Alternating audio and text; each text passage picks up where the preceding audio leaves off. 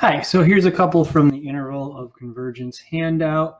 Specifically, I want to talk about how to check the endpoints, and I'm going to do number 6 and 8 because I think those are kind of tricky. So we jump right in with the ratio test. I think that's probably not the hard part for you at this point. So it's negative 1 to the n plus 1 times x to the n plus 1 over square root of n plus 1 squared plus 1. And then times just the original expression flipped upside down, square root of n squared plus 1 over negative 1 to the n times x to the n. All right, and I'm going to do some kind of quick algebra now. So the negative 1 to the n plus 1 and the negative 1 to the n just cancel out and give you just a negative 1. The x to the n plus 1 and the x to the n just give you an x. And then we have this expression, which turns into this. Since they're both, so it's square root of n squared plus 1 over square root of n plus 1 squared plus 1. Since they're both under a square root, we can just put them under one big square root. And then I'm just going to FOIL out, okay, n plus 1 squared is n squared plus 2n plus 1. So this is n squared plus 2n plus 1, which is 2. Okay, so I'm being a little flippant with the algebra, but I think that's not the hard part here. Okay, so then we do the absolute value of it. Right, I always kind of do that at the end because as we've seen, all that really does is if there's like an alternating series type of behavior in the original problem, it just makes it go away. Okay, so the limit, now we do the limit. So the x can come outside the limit. It doesn't have to, but it's independent of it. So now we need the limit as n goes to infinity of square root of n squared plus 1 over n squared plus 2n plus 2. Now, it's like we're invoking a bunch of different limit laws all at once here. But basically, you should just be able to look at, ignore the square root, look at this expression that's inside it at this point. That's a rational function. They both have, the numerator and the denominator both have the same degree. So the limit as n goes to infinity of this rational expression, remember this is just like a horizontal asymptote, is just going to be 1 over 1. The coefficients in front of the leading terms determine the limit. And then, so this limit is just square root of 1. Right? So it's like the limit of the square root is the square root of the limit. So that's just, however you justify that, that's just x times square root of 1, which is just x. Okay, so remember what we're doing. That was the ratio test. So the ratio test gives us the ratio between successive terms is in fact just, or the limit of the ratio between successive terms is just x. So now we need to ensure that that is less than 1 in absolute value, or that x is between negative 1 and 1. I always think it's easier to conceive of it that way. So those are the endpoints. Okay, so now we just check them manually like we've been doing. So if x is negative 1, what do we got? We got the sum of negative 1 to the n times negative 1 to the n over square root of n squared plus 1. So these simplify a lot. So you can just say, okay, negative 1 to the n times negative 1 to the n. You can just multiply these things together, and negative 1 times negative 1 is just 1. So this is just 1 to the n, which no matter what is just 1. I'll include that step just so you have it.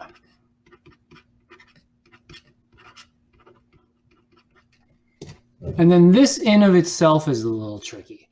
So it's not immediately obvious whether or not this thing converges. So what you should do in this case is like ignore the 1. Say, okay, what if this just was sum of 1 over n squared? I'm sorry, sum of 1 over square root of n squared. Okay, so ignore the 1 because we're going to try to compare it. Anytime you see something like this and you're not really sure, I mean, you don't want to do the ratio test on this again. I suppose you could. You can't do the integral test or something on it. Well, you could, but it would be a trig sub. But try to compare it because that's generally going to be the quickest way. So ignore the 1. This is the same as 1 over square root of n squared, which is the same thing as 1 over n. But that diverges. That's the harmonic p series.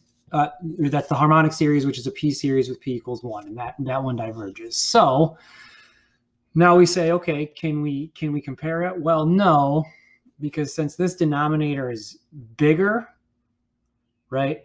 This denominator is bigger than this denominator, which means the whole expression is smaller than this expression. So this series here is smaller than this divergent series, which doesn't do anything for us. Smaller than a divergent series doesn't mean anything. it has to be bigger than a divergence series to diverge. So that's a classic time, and really the only time when you should have to ever use the limit comparison test. Okay, so I wanted another example of that. Here it is.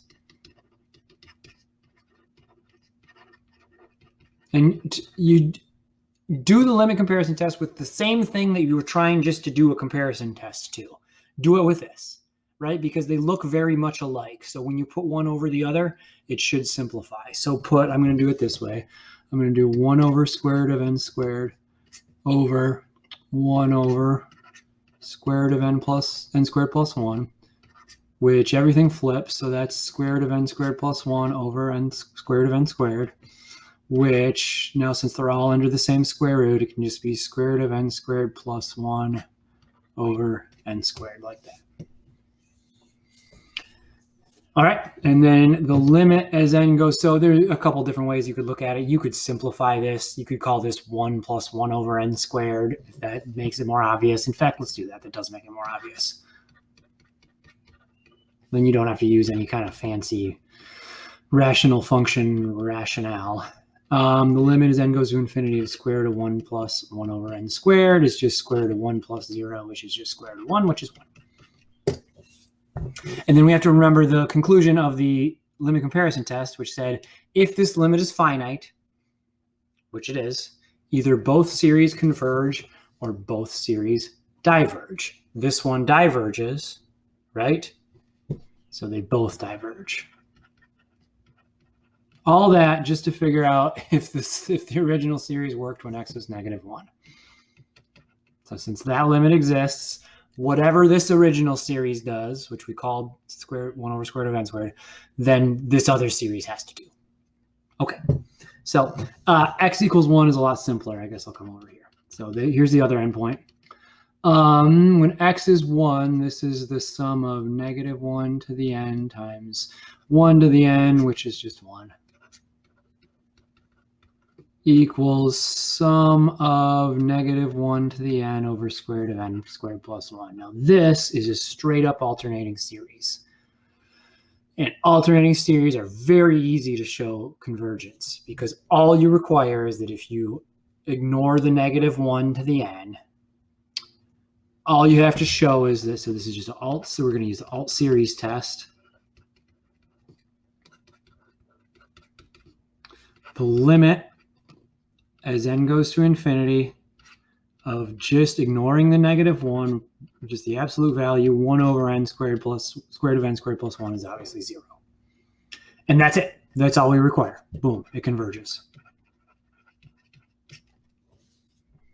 Okay, the alternating. So a lot of series that don't converge just on their own do converge when they alternate.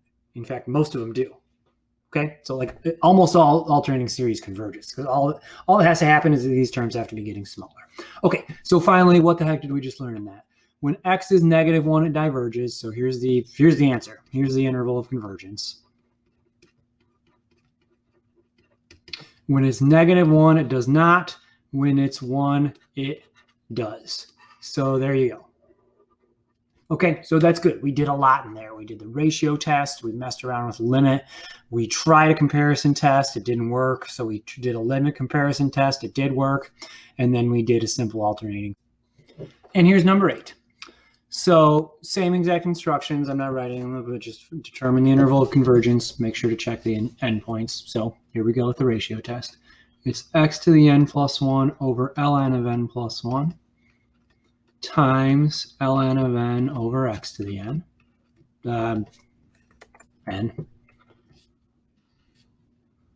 Okay, so just again, a little bit of quick algebra. X to the n plus 1 over x to the n. We've seen that a million times. It's just x. And then we get this expression, which is what makes this one tricky.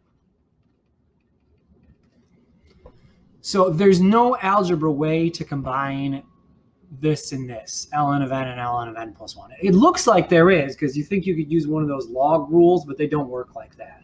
They have to be both inside the log to use the quotient rule for logs, which you probably don't remember those rules anyways. Okay, so just think about it. So what we need now, right, because we're trying to do the limit. We want x times the limit as n goes to infinity of ln of n over ln of n plus 1 And we don't immediately know how to calculate that limit. Okay, but, so just think about it though. As n goes to infinity, ln of n also goes to infinity. Slowly, but it happens. As n goes to infinity, ln of n plus 1 also goes to infinity, right?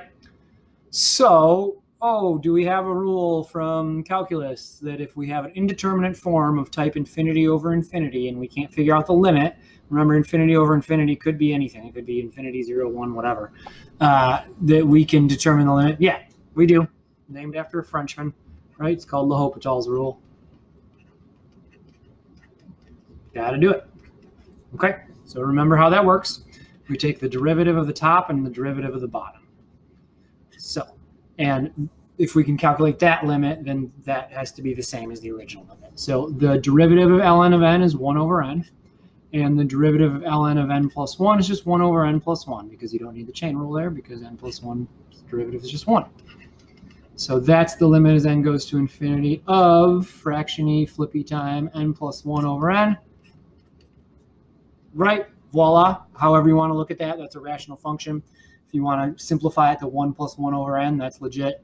Either way, however you figure that out, that limit is just 1. Okay, which means this original limit is 1. That was the whole point. Okay, so that's how you do that one. So we figured it out. So it's just x again, but now the endpoints are going to be different. So that limit is just x times 1 or just x. Okay. So now our interval of convergence is just that x has to be negative between -1 and 1 for the ratio test to say, okay, this converges. And now we need to, again, check the endpoints. So here we go. X is -1. This becomes -1 to the n over ln of n. And once again, this is an alternating series, which are really easy to show convergence for. We love them. All we have to establish is that the limit of as n goes to infinity of 1 over ln of n is 0. And it is, because ln of n is just increasing without bound.